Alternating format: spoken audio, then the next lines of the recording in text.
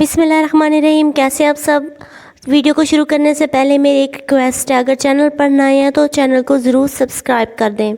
نبی کریم صلی اللہ علیہ وآلہ وسلم نے فرمایا، نمبر 1، زیادہ سویا نہ کرو، زیادہ نیند یادداشت کو کمزور کر دیتی ہے۔ نمبر 2، ایڑیاں مار کر نہ چلا کرو، ایڑیاں مار کر چلنا تکبر کی نشانی ہے۔ نمبر 3، اکیلے سفر نہ کیا کرو۔ نمبر 4، فیصلے سے قبل مشورہ ضرور کیا کرو اور مشورہ سمجھدار کی بجائے تجربہ کار سے کیا کرو۔ نمبر 5، تم بائیں ہاتھ سے نہ کھایا کرو۔ نمبر 6، منہ سے کھانا نکال کر مت کھاؤ۔ نمبر 7، کھانا سونگھا نہ کرو، کھانے کو سونگھنا بد تہذیبی ہوتی ہے۔ نمبر 8، جوتا پہننے سے پہلے جھاڑ لیا کرو۔ نمبر 9، پانی پینے سے پہلے دیکھ لیا کرو۔ نمبر 10، اندھیرے میں مت کھاؤ۔ نمبر 11، گرم کھانے کو پھونک سے ٹھنڈا مت کرو۔ نمبر 12، ان لوگوں کے درمیان نہ سویا کرو جو سونے سے قبل باتیں کرتے ہیں۔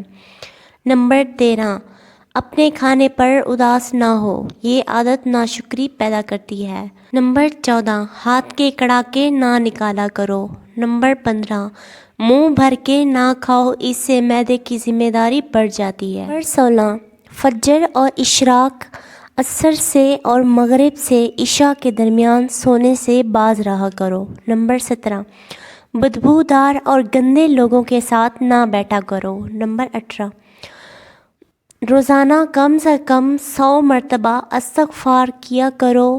استغفار کرنے سے تنگی سے نکلنے کا راستہ بنے گا اور ایسی جگہ سے رزق اللہ پاک دے گا جہاں سے رزق ملنے کا امکان بھی نہ ہو۔ نمبر 19، دوسروں کے بارے میں جھوٹ نہ بولو۔ 20، ہمیشہ بیٹھ کر کپڑے تبدیل کرو۔ نمبر 21، شیخی نہ بگاڑو۔ نمبر 22، کوئلے سے دانت صاف نہ کیا کرو۔ نمبر 23، سونے سے پہلے بستر جھاڑ لیا کرو۔ نمبر 24، بیت الخلاء میں باتیں نہ کیا کرو۔ نمبر 25، جب سونے لگو تو آیت الکرسی پڑھ لیا کرو۔ نمبر 26، گدھا گیروں کا پیچھا نہ کیا کرو۔ نمبر 27، مہمان کی کھلے دل سے خدمت کیا کرو، یہ عادت ہماری شخصیت میں کشش پیدا کرتی ہے۔ نمبر 28، اقامت اور اذان کے درمیان گفتگو نہ کیا کرو۔ نمبر 29، غربت میں صبر کیا کرو۔ نمبر 30، برا کرنے والوں کے ساتھ بھی ہمیشہ نیکی کیا کرو۔ نمبر 31، کبھی غرور نہ کیا کرو، غرور ایک ایسی بری عادت ہے جس کا نتیجہ کبھی بھی اچھا نہیں نکلتا۔ نمبر 32، اچھے کاموں میں ہمیشہ دوسروں کی مدد کیا کرو۔ نمبر 33، امانت میں خیانت نہ کیا کرو۔ نمبر 34، جمعہ کے دن مسواک ضرور کیا کرو۔ نمبر 35، صدقہ و خیرات کیا کرو، یہ مال اور دولت میں اضافے کا باعث بنتی ہے۔